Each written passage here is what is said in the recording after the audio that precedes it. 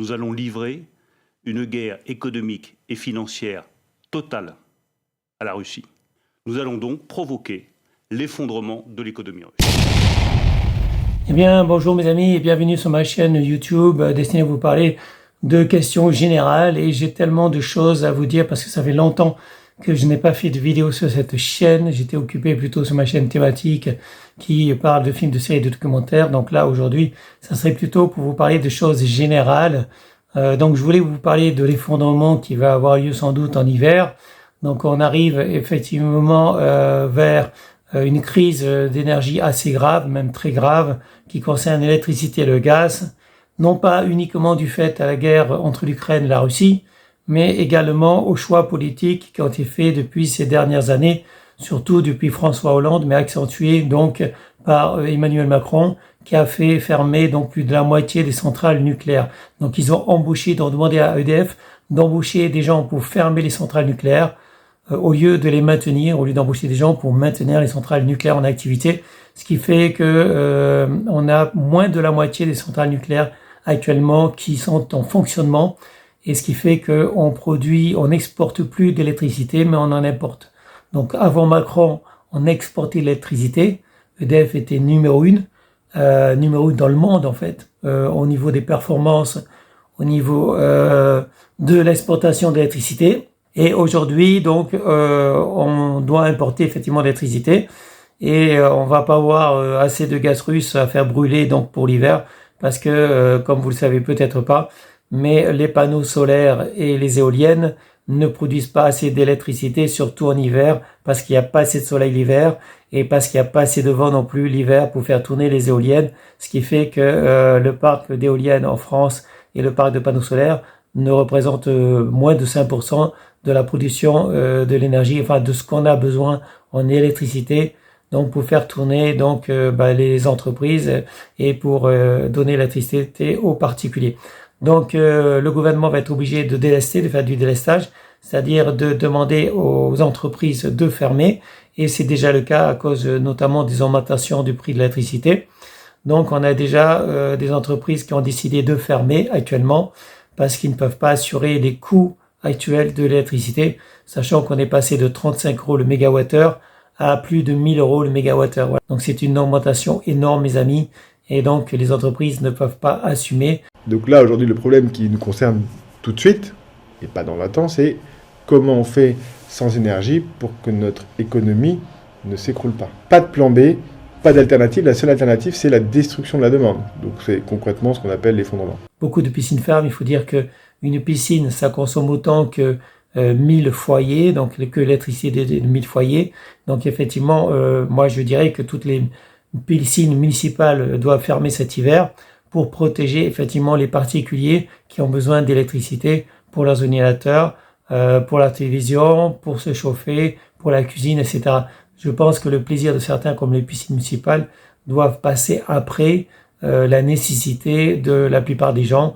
Donc sachant, comme je l'ai dit, qu'une piscine municipale, ça coûtait autant d'électricité que 1000 foyers, je pense qu'il faut privilégier 1000 foyers que le plaisir égoïste de certains qui vont dans les piscines. Voilà. Après, il y a aussi les stations de ski qu'il va falloir fermer cet hiver parce que ça consomme énormément d'électricité. Et comme je l'ai dit, il faut rationner l'électricité dès maintenant.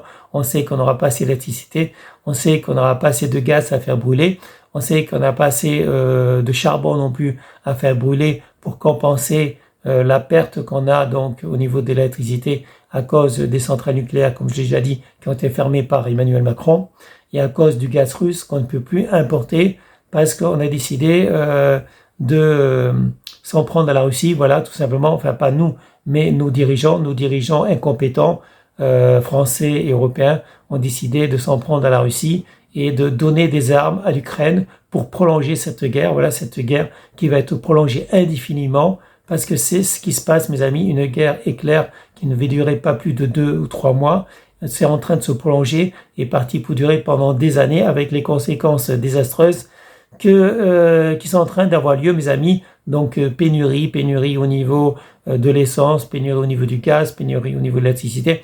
Donc voilà, on va souffrir, mes amis, on va souffrir, pas assez d'électricité, pas assez de gaz évidemment.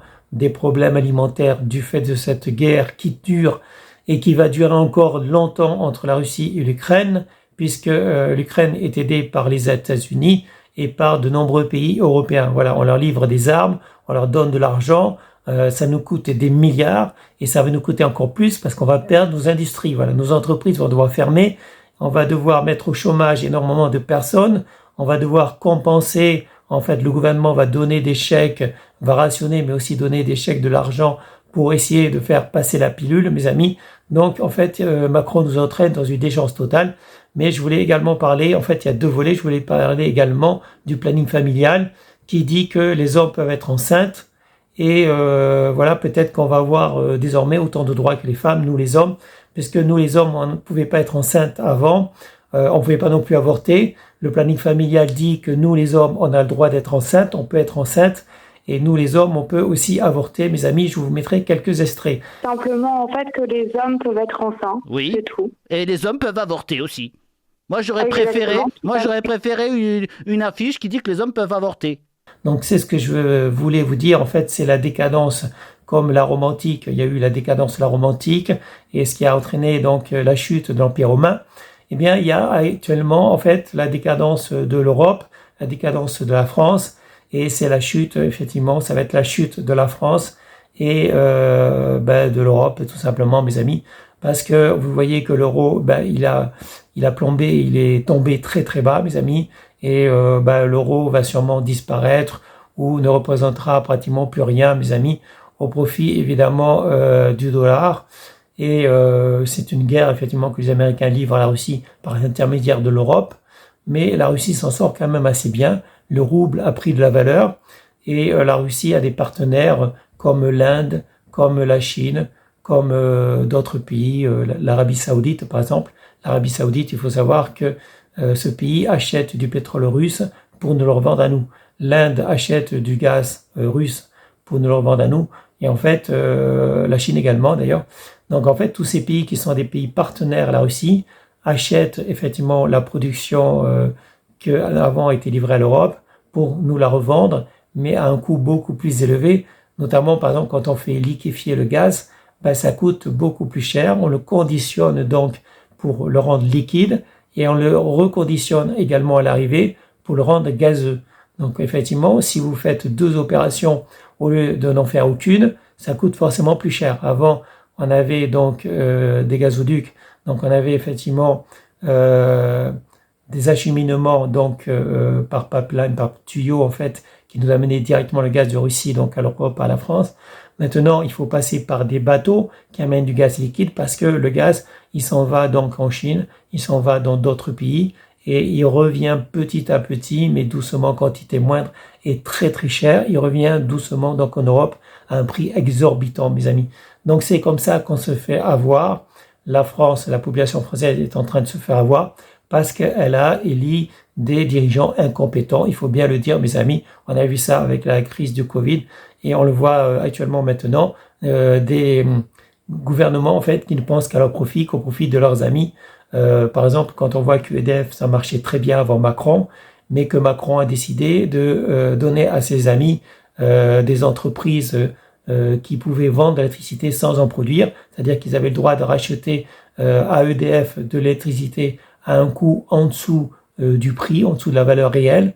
Donc effectivement, EDF était obligé, à cause du gouvernement, à vendre à ses concurrents de l'électricité moins chère, de l'électricité à perte, et ces entreprises, donc amies de Macron, avaient le droit de revendre, en se faisant évidemment du bénéfice, de l'électricité qu'elles ne produisaient même pas.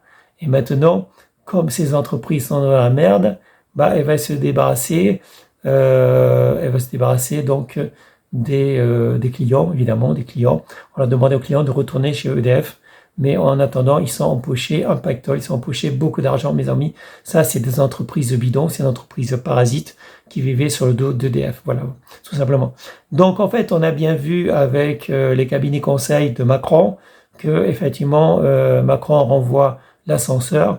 Il a eu du profit, du bénéfice avec certaines entreprises et donc il retourne effectivement la balle, c'est-à-dire qu'il leur fournit des contrats, il leur fournit donc de l'argent pour compenser tous les bénéfices qu'il a eu, par exemple, pour faire la promotion de sa campagne électorale, voilà, tout simplement.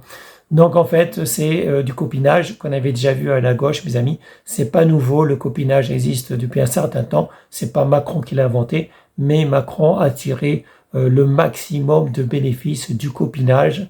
Et effectivement, je ne serais pas surpris si on enquêtait sur l'argent de Macron, qu'il en a caché. Voilà, enfin, je dirais pas plus, mais sûrement dans des paradis fiscaux. Comme le dirigeant ukrainien a planqué de l'argent dans les paradis fiscaux, je ne serais pas étonné que notre président ait aussi planqué de l'argent dans les paradis fiscaux, mes amis. Ça me paraît presque évident. Donc voilà, donc chacun planque l'argent comme il peut, mes amis. Et effectivement, tout ça, c'est au dos des Français et au dos de leur population plutôt, parce que en Ukraine, c'est pas des Français, mais leur dirigeant, le dirigeant en fait, ça en est mis plein les poches, ça on le sait déjà. Et c'est tout ça, c'est au dos de la population qui souffre toujours, parce que c'est toujours la population qui souffre et jamais les dirigeants, mes amis. Les dirigeants sont toujours bien à l'abri. Donc voilà, c'était deux choses que je voulais partager avec vous. Le fait que désormais les hommes peuvent être enceintes et que en même temps les hommes peuvent avorter puisqu'ils peuvent être enceintes. Et voilà, donc c'est la décadence. Et de toute façon, je vous mettrai quelques extraits de vidéos, mes amis, pour bien appuyer mes propos. Voilà, je vous souhaite à tous une bonne journée, restez en sécurité, portez-vous bien. Et je vous dis à bientôt pour une prochaine vidéo. Salut mes amis, ciao ciao, bye bye.